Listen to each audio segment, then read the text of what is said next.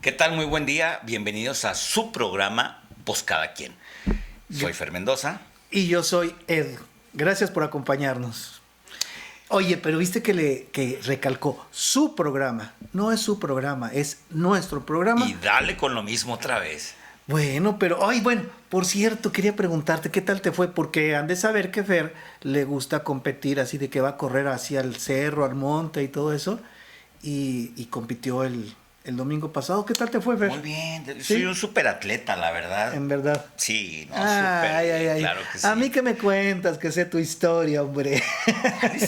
¿Cuál historia? Bueno, es que siempre es importante conocer la historia de las personas y de la gente, bueno, nada más de las personas, sino también de los lugares o de las instituciones. Fíjate, hasta los médicos les dicen a las personas, les preguntan para sacar su historial clínico, que es bien importante, ¿no? Viene algo, ya lo conozco, a ver. Bueno, todo esto es porque necesitamos también conocer lo que pasa políticamente en nuestro país. Lo sabía. Y una de las instituciones más importantes ha sido el PRI.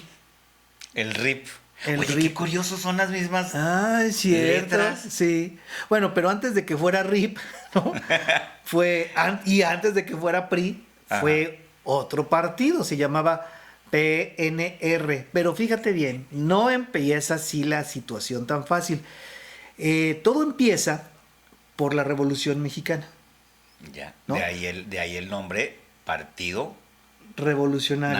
Nacional Revolucionario. Y que no ha perdido lo de revolucionario. Sí. Pero fíjate bien, es que después de la revolución, que no podemos decir cuándo termina exactamente, muchos historiadores ponen que la revolución termina cuando se hace la Constitución. Entonces ponen el inicio de la revolución, 1910, termina la revolución, 1917.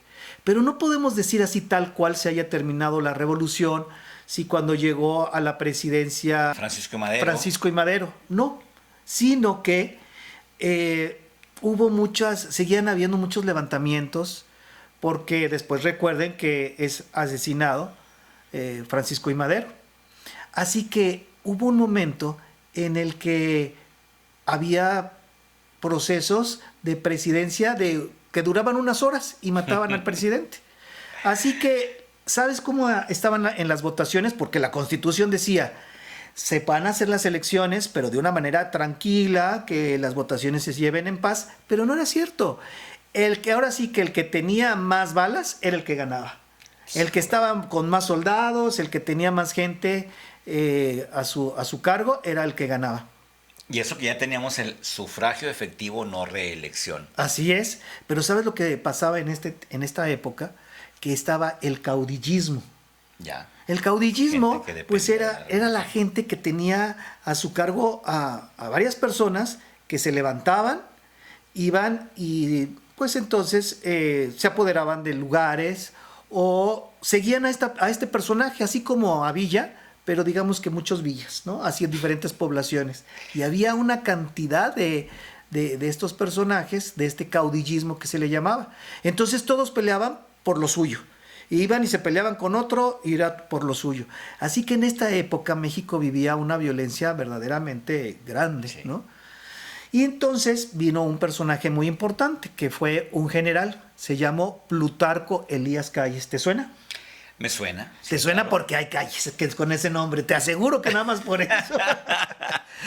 Les aseguro que en muchas de sus ciudades habrá una calle que se llama Plutarco Elías Calles. Yo me sé muchos chismes de Plutarco Elías Calles. Bueno, pero me vas a regañar, ¿verdad? Pero fíjate, por ejemplo, hay un personaje en Nuevo León que se dedica a la curandería o santería, no me acuerdo, que lo conocen como el Niño Fidencio. Sí. Y hay testimonios, yo he visto fotos en internet donde Plutarco Elías Calles fue a tratarse con él y que o sea, la mayor hazaña de este Niño Fidencio fue que curó al presidente Calles. ¿En serio? Es un dato que no van a encontrar, es un dato chapoy, por así decirlo. Anda, no, pero pues está interesante, está interesante. Sí.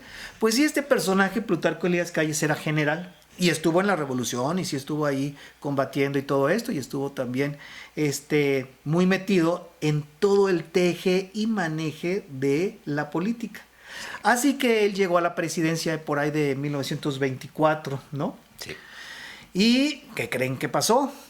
Pues a la hora de que él tiene ya el poder, empieza a ver que siguen habiendo estos levantamientos, que los militares que habían estado en la revolución, pues algunos estaban muy inconformes y demás.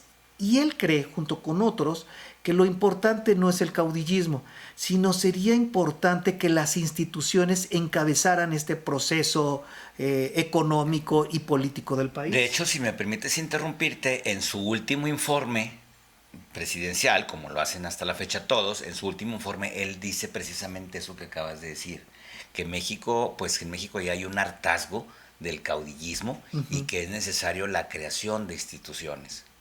Y de esa manera, ahí en marzo de 1929, el 4 de marzo. El 4 de marzo, se funda el Partido Nacional Revolucionario, ¿no? Y bueno, pero convoca a los caudillos que estaban alrededor, bueno, no alrededor, sino en todo México, que sumaban más de 140 partidos, fíjate, con estos caudillos, y les dijo, vénganse, vamos a agruparnos y de esta manera nosotros vamos a hacer este partido y ustedes pueden participar. Entonces ellos aceptaron esta convocatoria. Claro, no fueron todos, muchos no estaban de acuerdo y tenían sus propios partidos. Había partidos de izquierda, eran pocos los que estaban no queriendo sumarse al Partido Nacional Revolucionario. ¿Y sabes qué les empezó a decir? ¿Qué les empezó a decir? Les dijo, pues ustedes son unos antimexicanos. Son unos...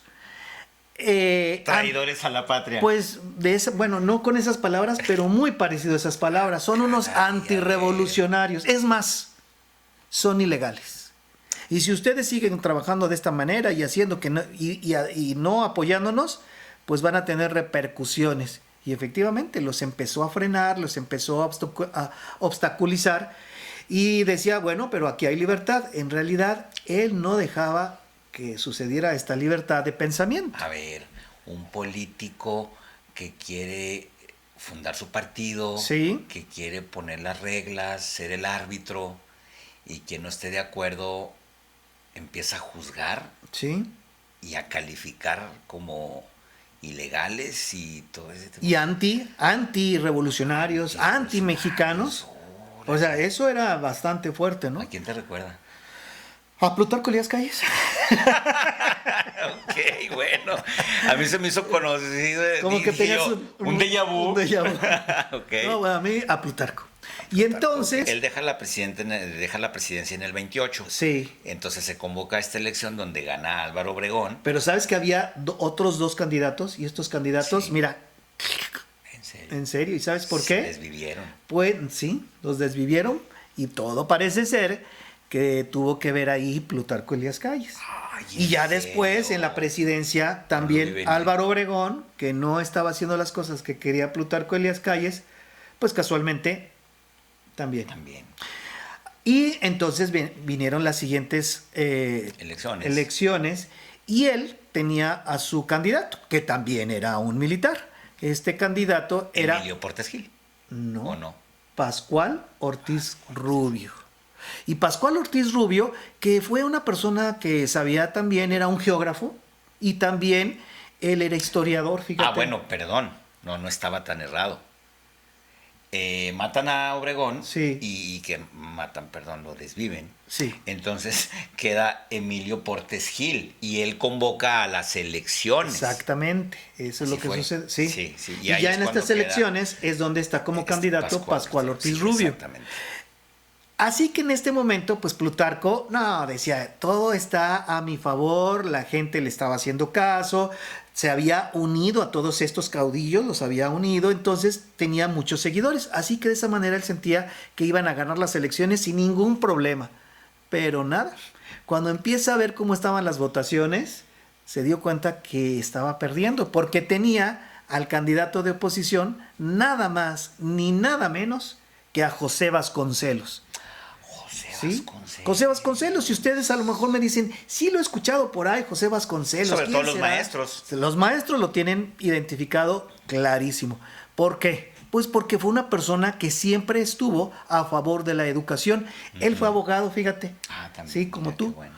abogado, y entonces él creía en la educación. Pues así como hoy no serás tu pariente de él. A lo mejor, sí. Bueno, Vasconcelos. pues él creía en eso, en decirle a la gente que tenía que educarse. Él hizo cosas muy importantes sobre educación. Bueno, pues gracias a él es que se hace la Secretaría de Educación Pública. Y bueno, como se darán cuenta, que era un personaje pues bastante importante y de peso, y que le gustaba estar luchando a favor de la gente, pues la gente empezó a seguirlo. Y entonces Pascual Ortiz Rubio no estaba ganando estas elecciones. Plutarco Elías Calles se dio cuenta y entonces empezaron ahí con pues una maña, ¿no? Empezaron a hacer un poco de trampilla, que se vale, ¿verdad? Y de se vale para Plutarco. De un ex militar, ¿no? Lo sí, creo. No, él muy recto. Pues sí, empezaron a cambiar las urnas y ¿qué creen? Pues al final ganó el candidato de Plutarco, o sea, Pascual Ortiz Rubio. Protesto guardar y hacer guardar la Constitución política de los Estados Unidos mexicanos y las leyes que de ella emanen. Así fueron las primeras elecciones del Partido Nacional Revolucionario, que después se convirtió en el PRI, el primer dedazo. También, y aparte, y la corrupción y todo, ¿no? Lo primero de todo. Así es como nace el partido. Oye, pero a ver, platícame un poco. Sí. Si mal no recuerdo, hubo ahí un conflicto entre ellos que termina dejándole la chamba. Claro, bueno, pero déjame decirte otra cosa. Es que él, cuando lo pone como presidente, el que realmente decía y cómo se tenían que hacer las cosas, estaba detrás de la silla presidencial Plutarco Elías Calles. Ay, no me digas. Mira, todo puro déjà vu, me suena. Es que todo este proceso, ¿sabes cómo se le llamó? O sea, desde que él tiene la presidencia, toda esta época se le llamó el maximato. Así pues a él se le llamaba el jefe máximo. Así es, era el jefe máximo. Entonces, todo lo que él decía era lo que se tenía que hacer. Y por eso estaba detrás de la silla presidencial así. No, tienes que hacer esto, no, a tu izquierda, no, a tu derecha. Y el otro lo hacía. Pero pues claro, Pascual Ortiz Rubio no estaba muy, muy convencido. Y esa fue la primera parte. Después, más adelante, viene algo muy interesante. Porque entonces, bueno, pero también hizo cosas buenas. Eso quiero decir que no crean que se la pasó robando, que estaba haciendo nada más lo que él quería. No, también ayudó a la gente. Y como ayudaba a la gente... Hubo progresos. Hubo progreso. Empezó a industrializarse México. Empezó un progreso económico, político, social. ¿Sabes qué otra cosa hizo? Infraestructura, pero fundó el Banco de México. Eso fue bien interesante. Lo cual ayudó bastante. Plutarco Elías Calles creó el Banco de México para procurar la estabilidad del poder adquisitivo de la moneda nacional. Calles creó la Comisión Nacional de Caminos para la construcción de carreteras y la Comisión Nacional de Irrigación para la construcción de presas y sistemas de riego, además de crear la primera línea aérea en México. Creó el Banco Nacional de Crédito Agrícola y 9 bancos regionales, los cuales otorgaron financiamientos a los sectores rurales, además de que dio un nuevo reparto agrario a campesinos.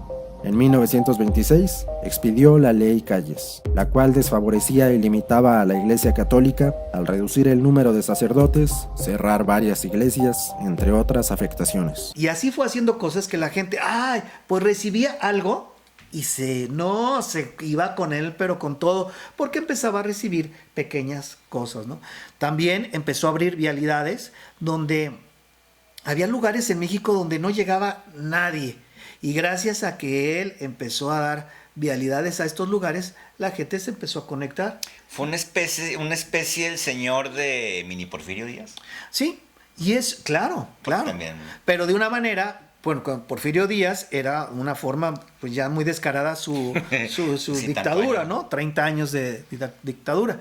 Pero lo que hacía Plutarco Elías Calles es como, no, yo así muy tranquilo, no pasa nada. Hay democracia. Sí, él es el que está de presidente, yo no. Aunque él es el que estaba manejando todo. Yo no le hablo al oído y le digo, haz esto. Yo no. Ni le impongo gente. No, yo no. ¿No?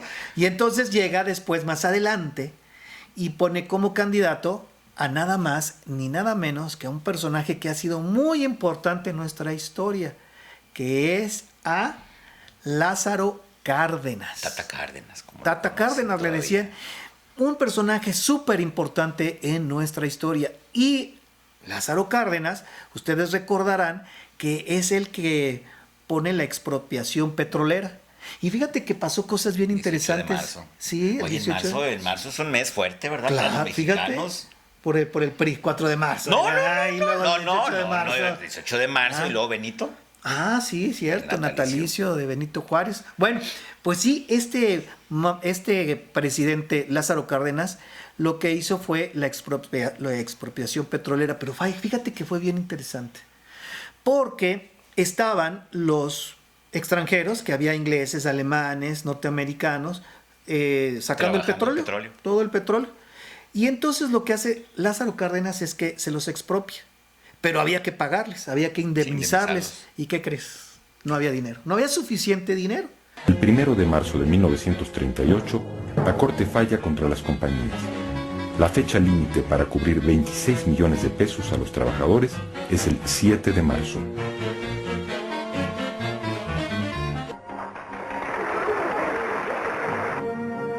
Las empresas petroleras niéganse a acatar el fallo de la Suprema Corte.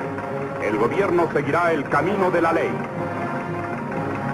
Plazo de 24 horas a las empresas petroleras para cumplir el auto. Y entonces la gente fue algo de veras como pocas veces podemos decir, como un pueblo se levanta a favor de su presidente, entiende la situación. Es el interés público de los mexicanos y aún de los extranjeros que viven en la República y que necesitan de la paz y la dinámica de los combustibles para el trabajo. Es la misma soberanía de la nación que quedaría expuesta a simples maniobras del capital extranjero. Se trata de un caso evidente y claro que obliga al gobierno a aplicar la ley de expropiación en vigor.